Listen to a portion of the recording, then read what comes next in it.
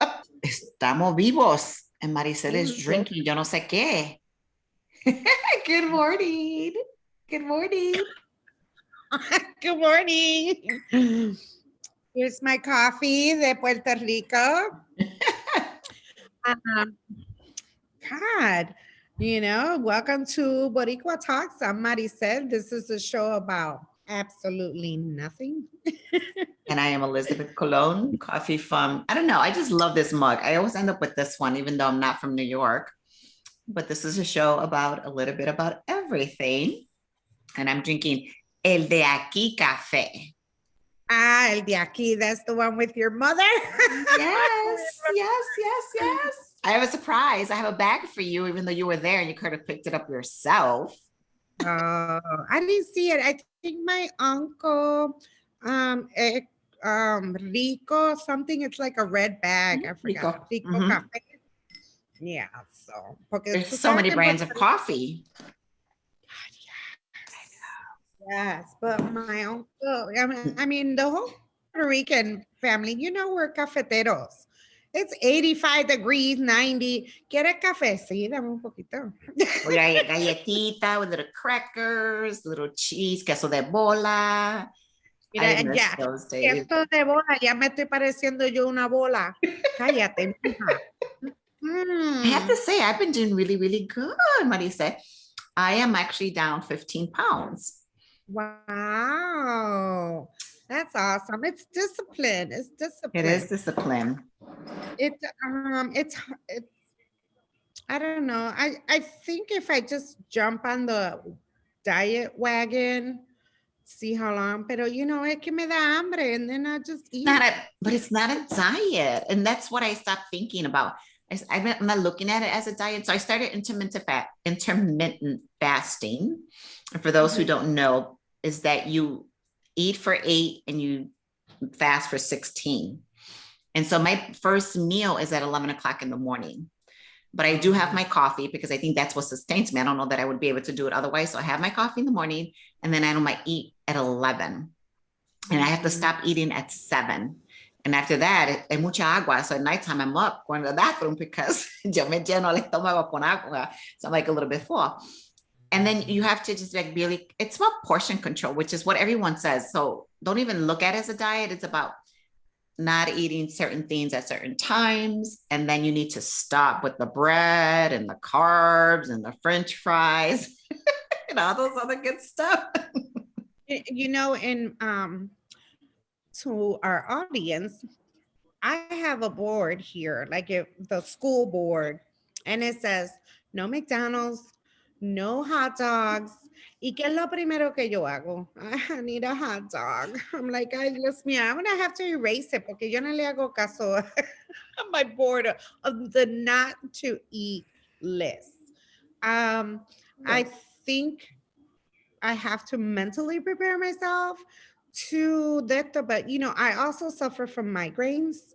So that's another thing. Que me, I don't know if it's gonna trigger one or it's not, or but just me da hambre, pues yo como.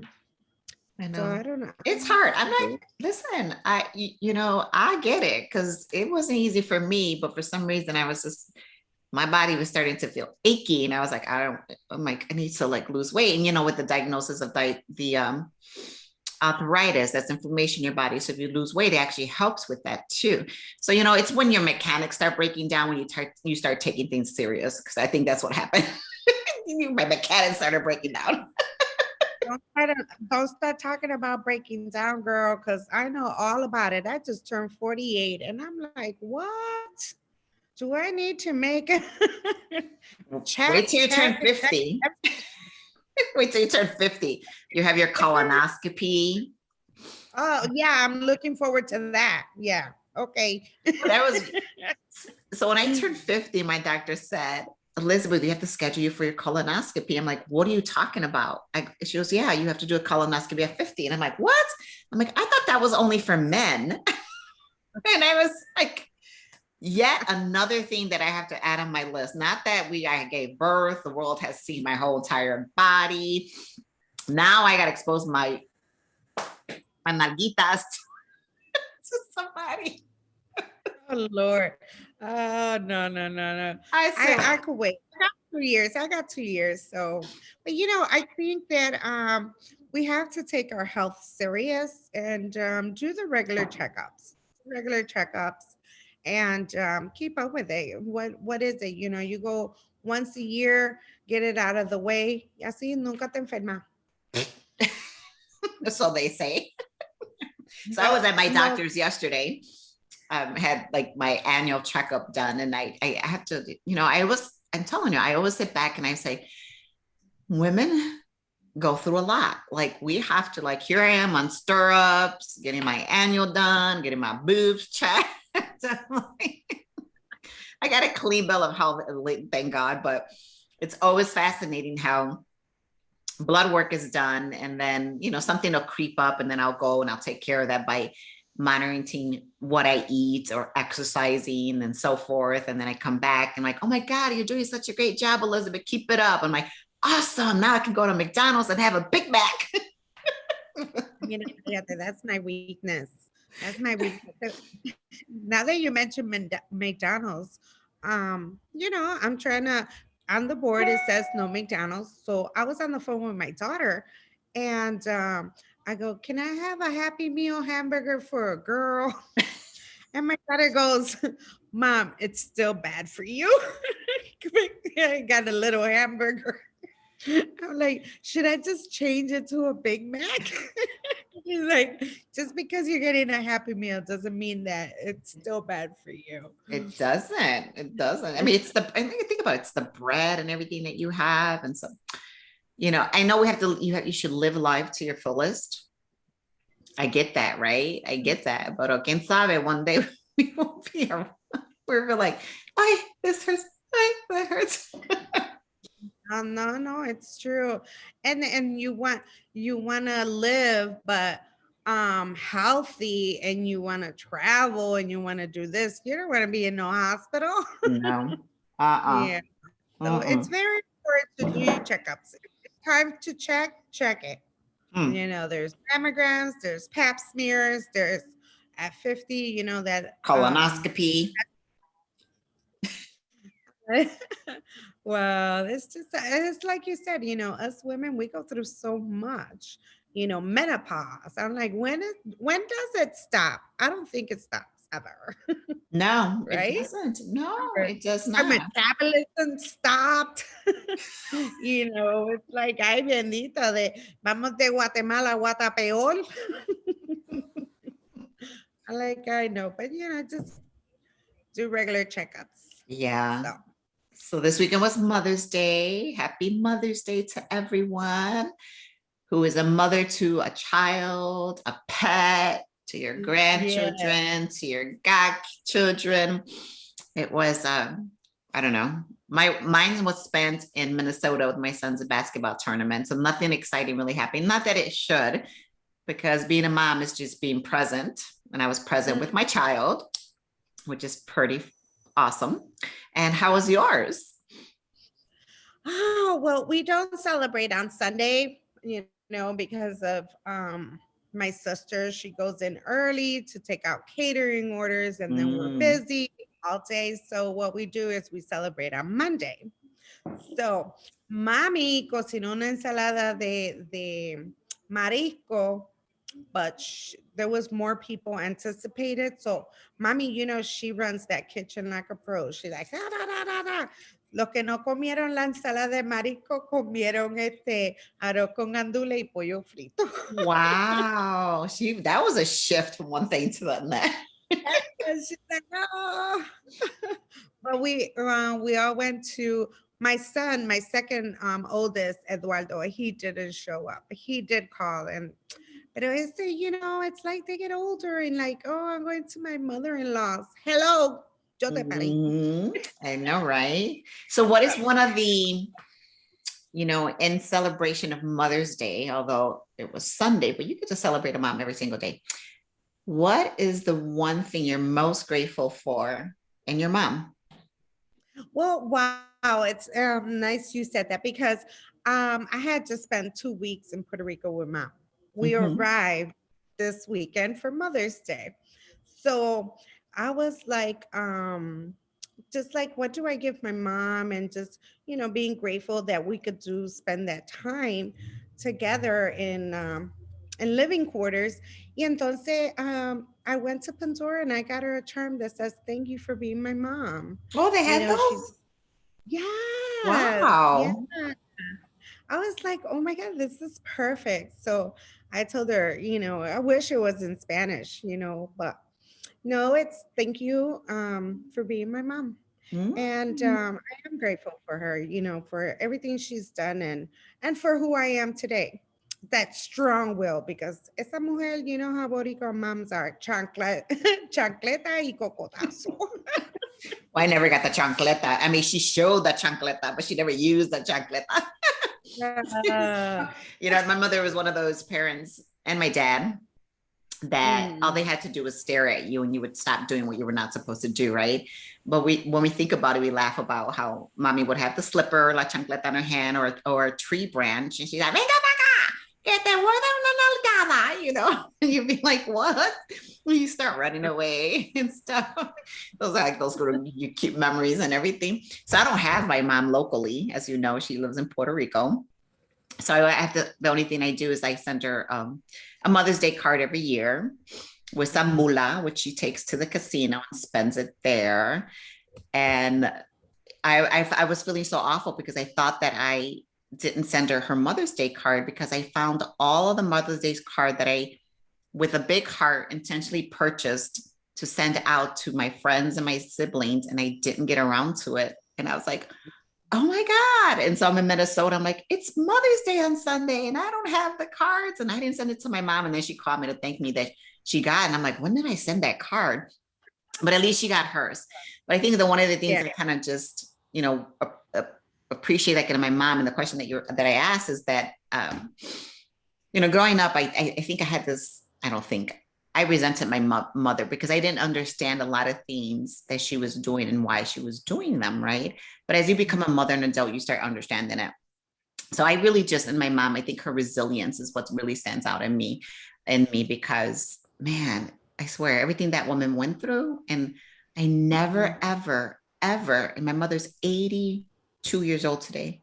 I have never, ever seen her raise her voice ever. Mm, No matter what challenges she faces, she's always calm. Now, internally, I don't know what that feels like, but externally, calmness all the way, mm, and her love for food is not the love for food that she has, is her love of giving to others. So when you mm, walk in, you always are treated with a warm cup of coffee or a nice hot meal. And she can be in that kitchen all day and she will cook, and she never sits down. Never. Because even when I go to Puerto Rico, she'll make breakfast, put on the table, and then there she is back in the kitchen. I'm like, Mommy, vente, come sit down. She's like, no, I got to do this, I got to do that. So I love that about her. And, you know, I know my time, or her time, is limited on this earth and stuff. And I'm like, I guess that mhm. is much time, And so I think sometimes we, even for any daughters that are young, your mom behaves a certain way, do understand that it's for a purpose and for a reason. And then when you grow up and become an adult yourself, you'll understand why. Mhm. Right. And then, it's really interesting, like you said, that we resent our mothers because of how the decisions that they make, and we're like, she's, she don't know, ella está loca. But then when you get as an adult, you want to question it. Like me, I wanted to question, why did you do this? But you know what? As a mother, it's like I do what I think it's best at Mm-hmm. the time of the situation. So then I answered my own question. Why did she do it? Because she thought that was the best thing. It wasn't the best thing, but for her, it's not like we make decisions for our children to hurt their feelings, or, for put them in harm's way or anything like that. It's just how you didn't come with instructions. So No. we learn as we go. And So it's interesting too, right? That we always say, I know all of us have said this, every woman and man on this planet, I'm not going to be like my mom. I'm not going to be like my mom, right? And then you start exhibiting these little behaviors. You're like, oh, that's mommy. Because I would be like, oh Like, yeah, like some things I say, I'm like, and then my daughter-in-law the other day told me, "You sound like your mom." That's something your mom would say, and then y a mí me salió, blah, blah, blah, blah. So it's true. We, And you in look some way, opposite. huh? You look opposite. You know, when I see your mom, when I first met your mom, I was like, oh no, I'm not messing with her. And you are complete Mhm. opposite, but you do have a lot of her traits, right? And a lot of us do have those from my mom, you know? Yeah. Yes, I Mhm. agree. You know, going back to the doctor yesterday, my mother's really healthy. I'm like, yay, I got mommy's genes because I'm pretty overall I'm pretty healthy, right? I'm like, yay, you know, and then I'm like, I see my feet. I'm like, ooh, I got mommy's ugly feet, you know, because I got ugly feet. I won't deny it. I know, but like I said, I was thinking, spending these 2 weeks with my mom in Puerto Rico, I feel her when she's out there, her glow, and Mhm. she feels so free. And I'm like, Mom, it's time to come home. I told her. She goes, ¿Tú crees? And I go, Yes, Mom, it's time to come home. Porque ese calor allá is like embraces her. And I wanted to, I'm a writer, so I wanted to write something. And I don't know how would you feel because I was like, I should write something like when we know mom's not gonna last forever, but I would Mhm. like to read it to her while she's alive, Mhm. not read it.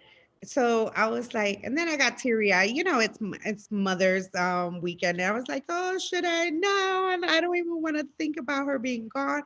But I was like, maybe we should do that for our mothers. Just tell her before she leaves, and we don't get a chance to say what Mhm. we felt through all these years. You could put the hate part and the loving part, Right, right. And if your and mother was technology like savvy, you had somebody that can help her. This was something that was suggested by my lawyer a long time ago, like record a message. He was like, record a message for your kids. And he would say, because I have a trust, right? And then he would keep it and give it to my kids once that moment in my life came. But what about doing it now? Like, how about recording a message for your loved ones, anyone in general, and then getting it to them? And so instead of reading it in a card, you're verbalizing it yeah, with emotions. So might have yeah. said that may be another option for you. Yes, yes. Everybody, assignment.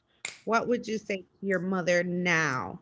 Don't wait until she's gone. Yes. And with that, I mean, I know we're celebrating our mothers, but we also want to know, like you to know that we know that a lot of people don't have their moms this year, or grandparents because of the COVID pandemic. And we're with you on that because I'm sure that this year, for those who went through some unbearable pain last year, this year is nothing short of pain for them too. And we know that. Mm, So we are here to bring laughter, but we also know that there is some hurt in all of this as well.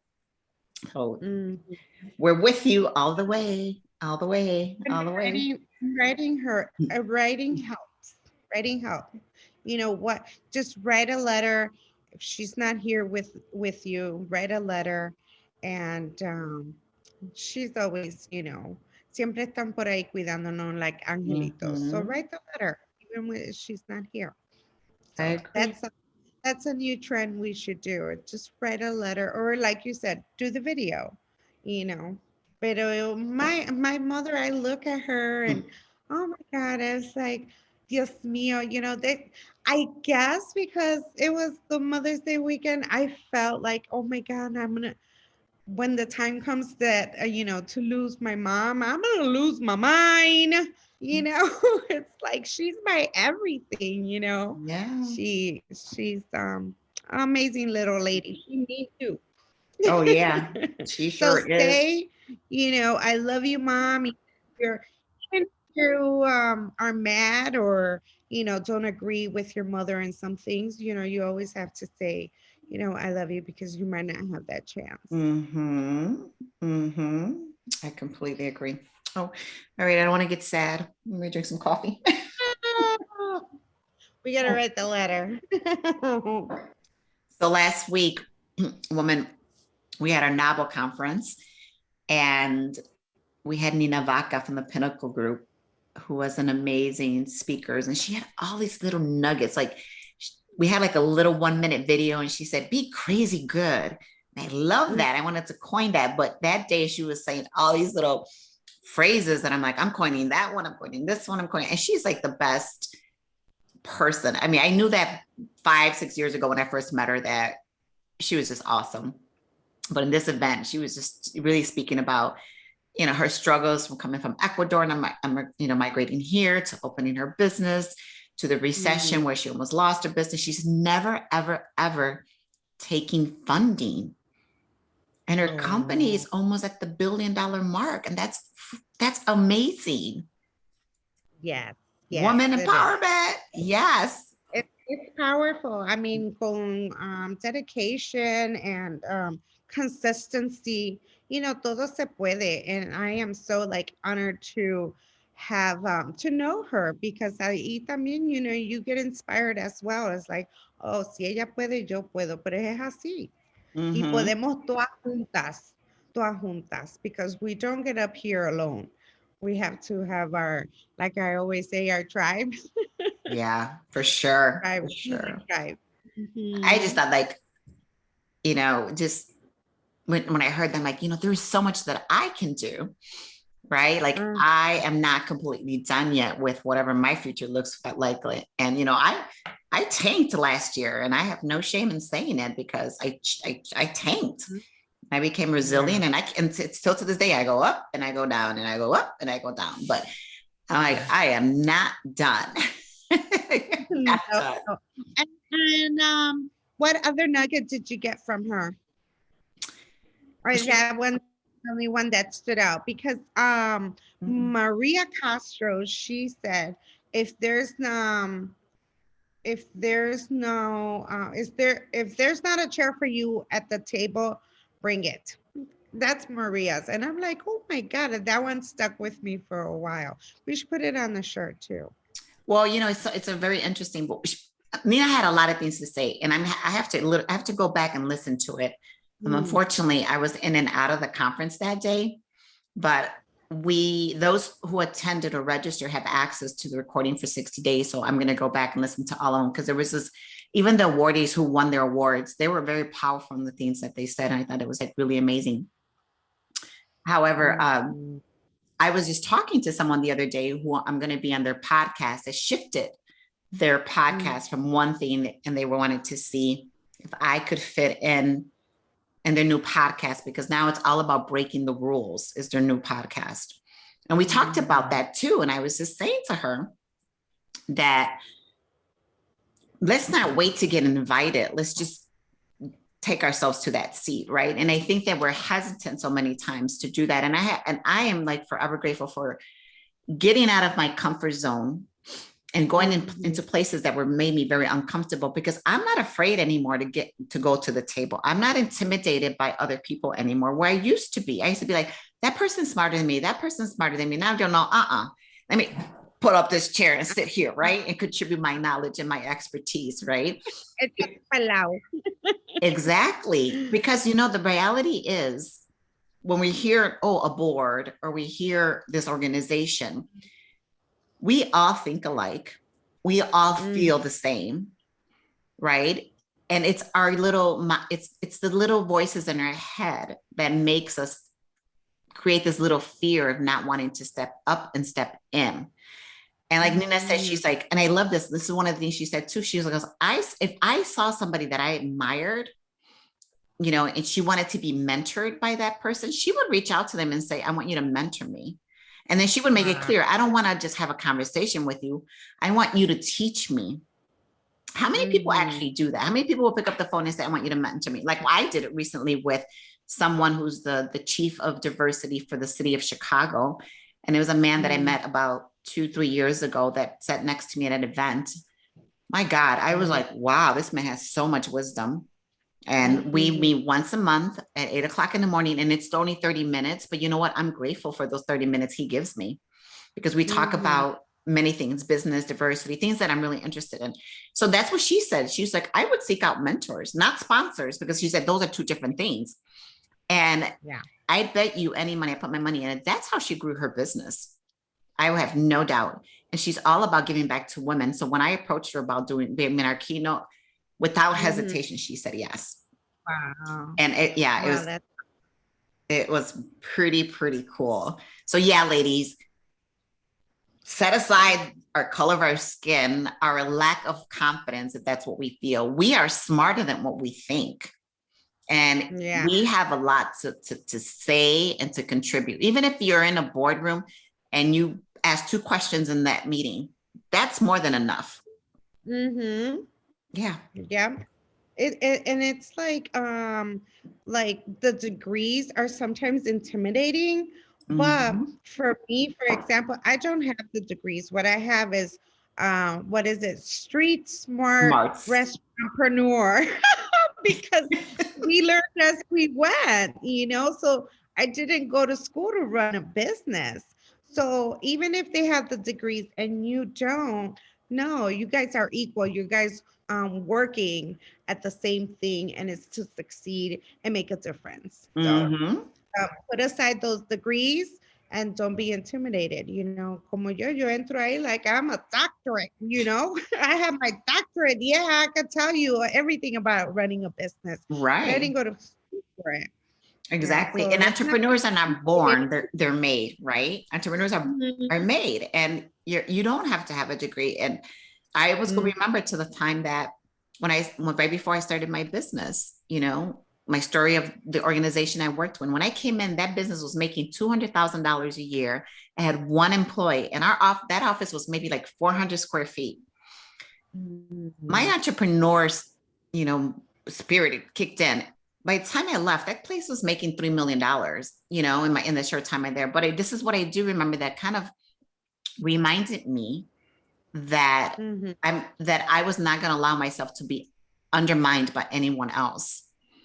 I was Mhm. invited to a meeting for another organization that was struggling to build their revenue, and they wanted to meet with me to see how I can help them, right?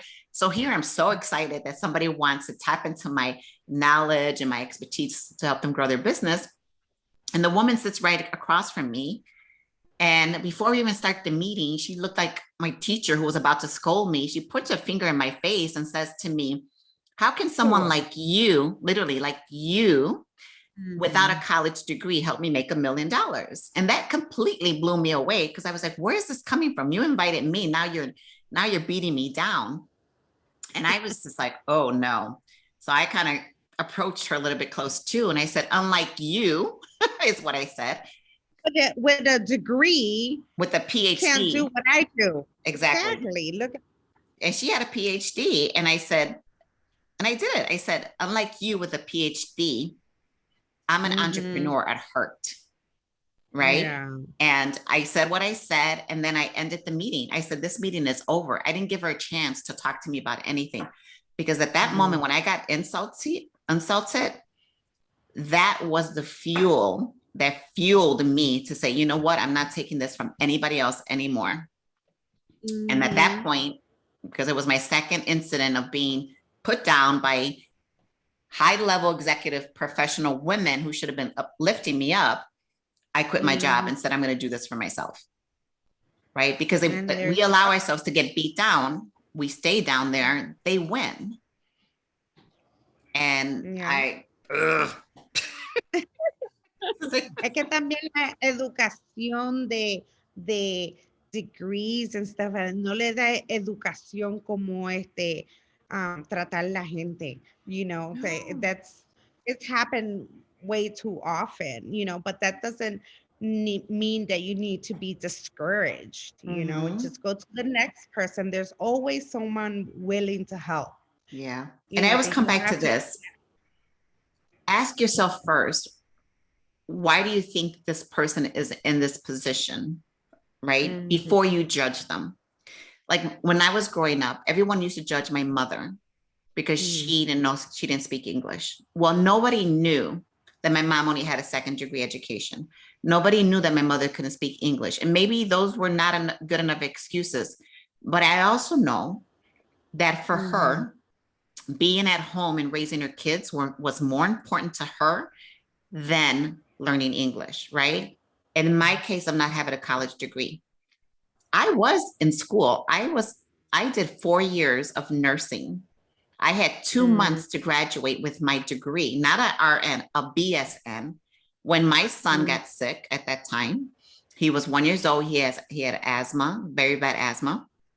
And I think he felt my stress. I was working full time, taking him to whoever, and I don't literally mean whoever, but whoever my friends and my sisters would babysit him, because I went to school from 6 to 10 o'clock at night, and then I'm picking him up and taking him home, and it was that same routine.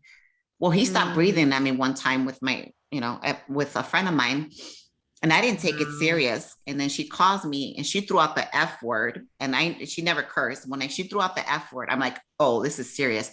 Yo arranco, I leave school, and I'm going down Irving Park, and the ambulance is coming the opposite way. Don't tell me how, Mari said, but I knew that was my son. So I made a U-turn and followed that ambulance to the hospital. Wow. My Is son that was, Mike? it was Michael. My son was in the hospital for a week after that, at a year and a Wow. half. And then I had to ask myself, what's more important? So I dropped out of Mm-hmm. school.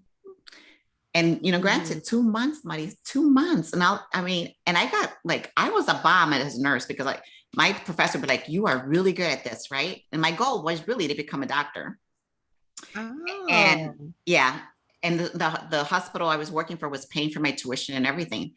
But once I dropped Mm. out of school, I had to owe back that money. And so I didn't have the money, Mm. so I was making payments. So they didn't know why I didn't go back to school, right? And then granted, it took me another 5 years to go back to school. Didn't finish in that, because who was going to give me a degree 2 months with 5 years of not being in the healthcare space, right? Study. And then I Mm. shifted. So we have to be really careful how we judge people and what we think about them, because we don't know the true story. That is so true. Yeah. So true. Even like with the color skin, te cree que they that they don't speak Spanish. And then you start talking, and después ahí te habla español también. There's a lot of women that what we need to do is just, keep asking questions, and Mm-hmm. not for permission, because you just do it. We don't need to ask for no permission from nobody. Just do what you believe in, with purpose and passion. Se hace Yeah. todo. Yeah. It's like, how did Elizabeth and I became friends? Oh, the Lord. That's a question that they're always asking. I'm like, I don't know why we're friends with this crazy girl. I know. And we still But kind of never really figured out how we met, but does it really matter? Right? no, Because no, it doesn't. No, it doesn't. it doesn't. What matters is we did. Yes. We did. And we're together forever. We are. But We are. it's like our friends, you have to also, see who you surround yourself, because Mm-hmm. I admire you, my Jeanette, Tamika, you're all powerful women in your own scenario, but we learn from each other. Yeah. And this is what I love about our little tribe. Yes. It's like, give me the empowerment to go and proceed some other woman and say, hey, let me ask you a couple questions. And they probably will be nice or they won't. But you know what?